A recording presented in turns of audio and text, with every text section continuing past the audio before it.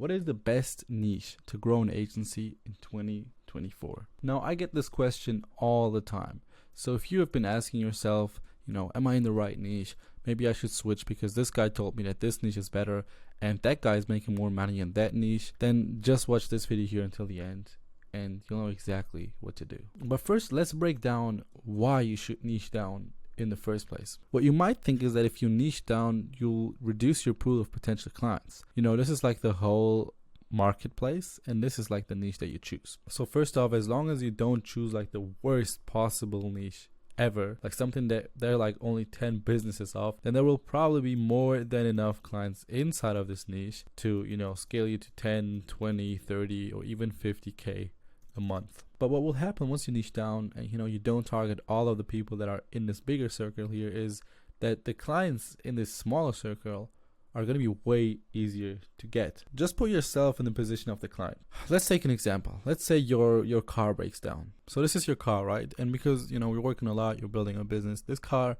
might just be a Lambo and has a Lambo logo on the front of it. Now when this car breaks down, let's say there's like smoke coming out of the engine because the engine is in the back, would you rather go to some random ass mechanic who says that he definitely worked on some Lambos before and he can definitely fix that for you, or would you go to a specialist who is only working on Lambos? Probably this guy here, because you'll think that because he specializes in only working on Lambos, he's probably gotten really fucking good at the job. It's the same for your clients. A tax consultant, for example, is much more likely to work with a content or marketing agency that specializes in only working with tax consultants, and not some random guy doing all kinds of services for all kinds of different niches, because they'll be more confident in him being able to deliver on the service. So instead of having a general offer that tries to speak to everybody in here, have a very specific offer that solves a specific problem in a specific niche for a specific type of person. You'll be able to talk directly to your target audience. They'll think that you know exactly what you're talking about and be confident in you being able to deliver the service.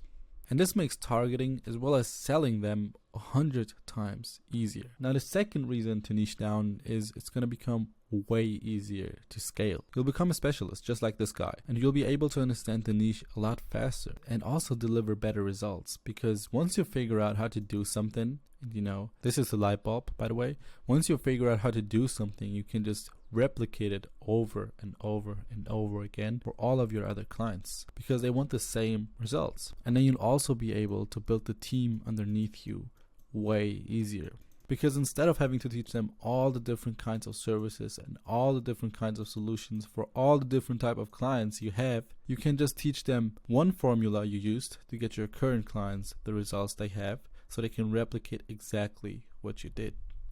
Like imagine offering web design services plus content creation plus paid ads for all kinds of different clients.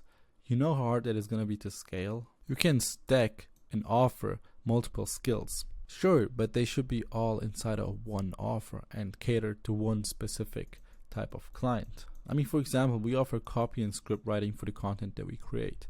That's not a problem at all though, since it's all for a specific niche and all inside of one service delivery process that can be replicated over and over and over again. So this should make clear why you need to niche down. Alright, now what niche though? If you're looking to switch niches because you're currently struggling to get clients or you can't really charge them as much as you'd like to, then the solution is not to switch niches. For example, I recently talked to a guy who has been doing content for a couple $1,000 a month, but now he wants to switch to doing paid ads because he thinks it's easier to get more tangible results with that, and he'll be able to charge way more. Now that's bullshit. The niche was not the problem for that guy. His problem was lead flow, so he just didn't have enough people to sell to, and his offer, which just wasn't good enough to charge more. Man, I would lie if I said I never thought about switching niches because I saw somebody else doing better in another niche. But every niche has pros and cons. It's just about staying in that niche long enough and overcoming all the problems in it. Every time you switch to a new niche, it's going to be the hardest niche to be in because you're new to it, and it's going to become easier over time.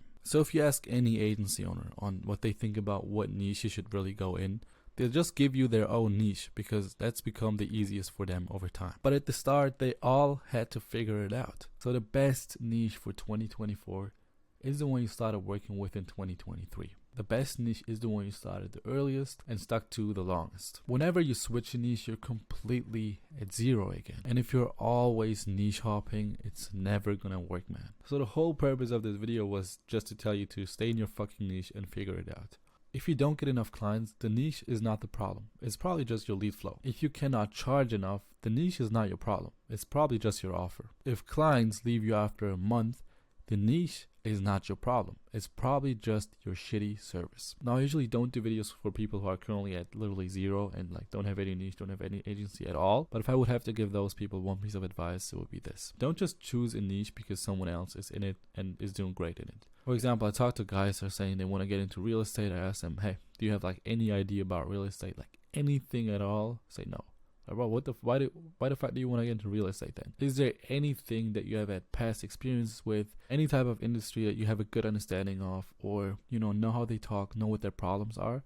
Then go into that fucking niche. Just start with whatever is the easiest at the start, like the niche that has the lowest barrier to entry for you. For me, for example, I was always on YouTube. I did YouTube videos when I was a kid, so for me it was the easiest to just go ahead and reach out to content creators and try to work with them. I knew what their problems and what their goals were, so I was able to craft an offer that makes sense for them. Now, if I would have gotten into real estate, I probably would have figured it out too, but it would have just taken me longer. With the content creator niche, I literally got my first 2 clients in the first week. So if you're at zero, choose a niche with the lowest barrier to entry, whatever you have any past experiences with. But if you're currently in a niche and you're trying to get into another one, don't. Stay in your fucking niche, figure out what your problems are and solve them inside of your niche. Just switching the niche is not going to solve your problem. If you have any more questions, just DM me on Instagram and I'll help you out.